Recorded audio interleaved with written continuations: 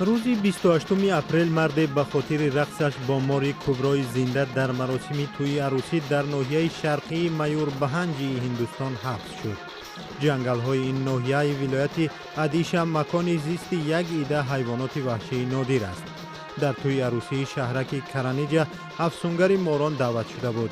او میبایست طبق عنعنه در راه از خانه داماد به منزل عروس رقص مار را اجرا میکرد.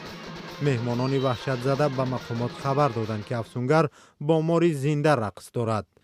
مقامداران افسونگر را بازداشت نموده مار را در جنگل رها کردند.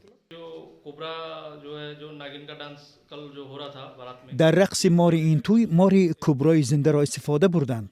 طبق قانون حمایت وحوش نگهداشت این مار و استفاده آن در رقص این عمل جنایت به شمار می رود. از این رو افسران ما افسونگر ماران را حبس کردند.